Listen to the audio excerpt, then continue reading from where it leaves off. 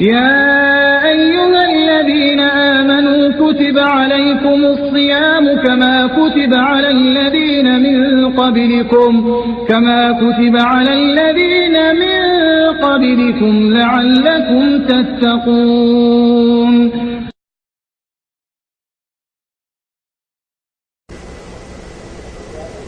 إن الحمد لله نحمده ونستعينه ونستغفره ونعوذ بالله من شرور أنفسنا ومن سيئات أعمالنا من يهده الله فلا مضل له ومن يضلل فلا هادي له أشهد أن لا إله إلا الله وحده لا شريك له وأشهد أن محمدا عبده ورسوله. أعوذ بالله من الشيطان الرجيم. بسم الله الرحمن الرحيم.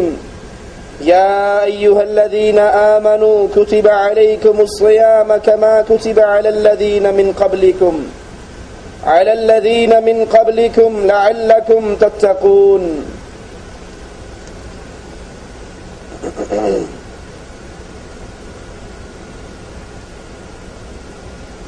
عبادت کی نیت سے کھانا پینا چھوڑنا اور اپنی بیوی سے ہم بستری چھوڑنا ثواب کی امید رکھتے ہوئے طلوع فجر سے لے کر غروب آفتاب تک یہ عمل روزہ کہلاتا ہے.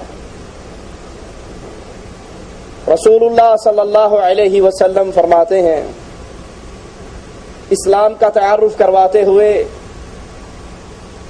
بنی الاسلام علی خمس کہ اسلام کے 5 ستون ہیں جس پر اسلام کی بلڈنگ استوار ہے، کھڑی ہے. اور یہ یاد کر لیجئے ان ستونوں میں سے اگر کسی نے کسی ایک کا انکار کیا تو اس نے اسلام کی بلڈنگ کو گرا دیا. اب وہ 5 چیزیں کیا ہیں جس پر اسلام کی یہ بلڈنگ کھڑی ہے؟ اللہ کے پیارے حبیب علیہ الصلوۃ والسلام فرماتے ہیں شہادتی اللہ الہ الا اللہ وان محمد رسول اللہ. سب سے پہلی چیز اسلام کی بنیاد جس پر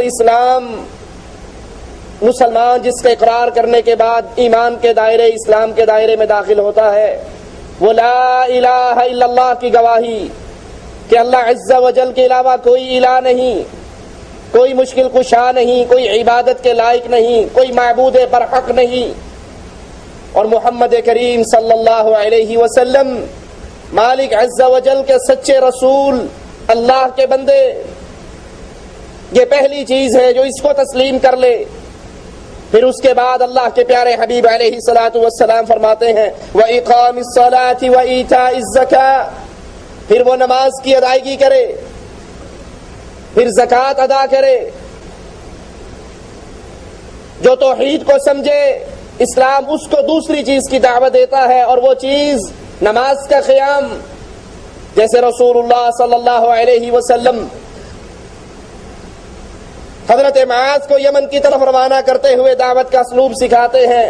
اے معاذ، سب سے پہلے ان لوگوں کو جس چیز کی دعوت دینا وہ لا الہ الا اللہ کی دعوت، رسول اللہ صلی اللہ علیہ وسلم کی رسالت کو قبول کرنے کی دعوت. اگر یہ اس کو مان لے پھر ان کو نماز کی دعوت دینا، اگر نماز کی دعوت کو مان لے تو پھر ان کو زکوٰۃ کی دعوت دینا.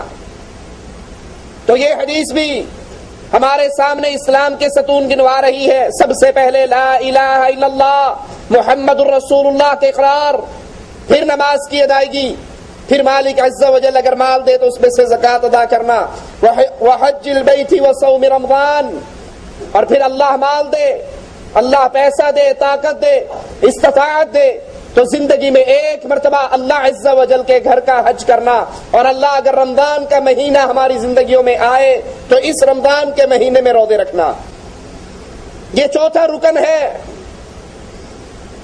جس پر روزے فرض ہو، جو روزہ رکھنے کی استطاعت رکھتا ہو اور پھر وہ رمضان کے روزے نہ رکھے. جس کے اوپر زکوٰۃ فرض ہو اور پھر وہ زکوٰۃ ادا نہ کرے اس نے اسلام کے ستون کو گرا دیا، اور جس نے اسلام کے ایک ستون کو گرا دیا اس کی اسلام کی بلڈنگ گر گئی۔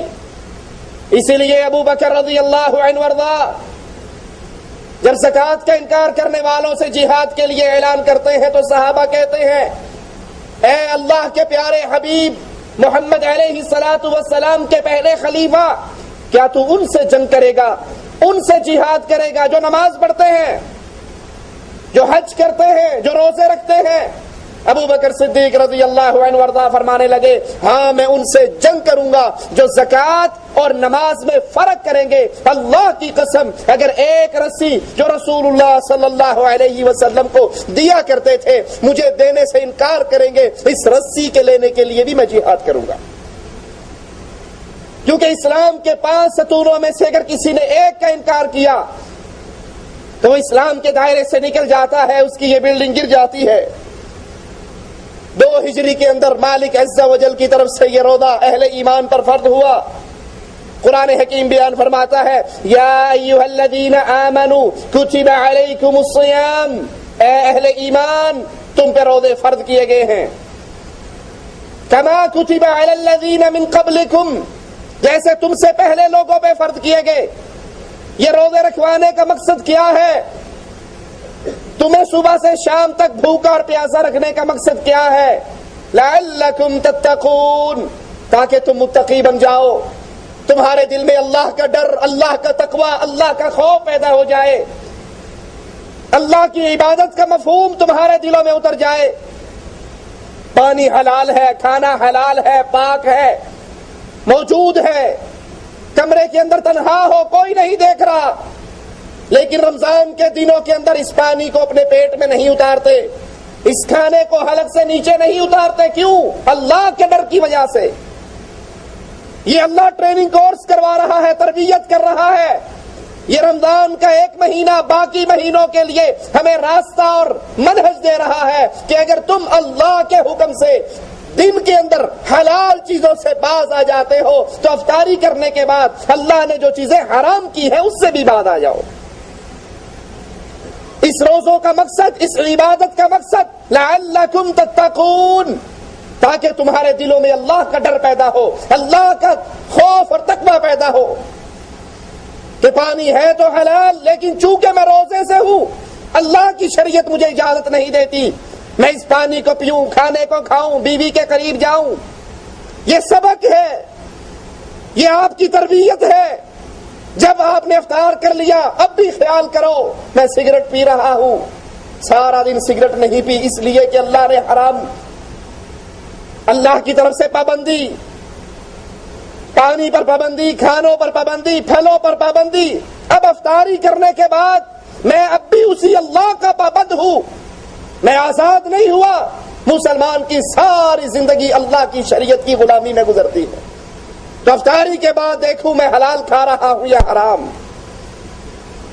اور یہ روزہ پوری امت مسلمہ کا اتفاق ہے کہ مسلمانوں پر یہ فرض ہے، اس کی فرضیت کا انکار کرنے والا کافر ہے۔ آپ نے اکثر دیکھے ہوں گے مسلمان رمضان کا روزہ آتا ہے، نمازیں پڑھ رہا ہے، روزے نہیں رکھتا، اندر کمرے میں بیٹھ کے چھپ کے کھا لیتا ہے۔ جس طرح نماز کا تارک کافر ہے اسی طرح روزے کا انکاری بھی کافر ہے۔ اور یہاں پر بڑی عجیب بات جو اکثر ہمارے دیکھنے میں آتی ہے، رمضان کے روزوں میں، رمضان کے مہینے میں مسلمان روزے سے رہتا ہے، سحری کھا کر سوتا ہے، عصر پہ اٹھتا ہے، عصر کے بھی 5 بجے 6 بجے اٹھتا ہے، ظہر کی نماز نہیں پڑھتا، عصر کی نماز بھی نہیں پڑھتا۔ اسے پوچھو بھائی یہ کیا؟ کہا جی آپ کو نہیں پتا میں نے روزہ رکھا ہوا ہے۔ اب وہ روزے رکھ رہا ہے لیکن نمازوں سے فارغ ہے، نمازیں نہیں پڑھتا۔ تو ایسا روزے دار بھوکا اور پیاسا رہ رہا ہے، اس کے روزوں کی اللہ کے دربار میں کوئی قیمت نہیں۔ جو 2 بجے سحری کھا کے سو جائے، نہ فجر پڑھے، نہ زور پڑھے، نہ عصر پڑھے، اور کوئی پوچھے کیوں نہیں پڑھتا ہے، جی بس روزہ رکھا تھا نا تو بھوک لگتی ہے، پیاس لگتی ہے، جاگتے ہوئے سارا دن سو کر گزارتا ہوں، ساری رات جاگ کر گزارتا ہوں۔ جو نماز کا تارک ہے اس کے روزے اس کے لیے کوئی فائدہ مند نہیں، اور جو روزوں کا تارک ہے، جو روزوں کا انکاری ہے، اس کی نماز اور اس کا لا الہ الا اللہ اس کے لیے کوئی فائدہ مند نہیں۔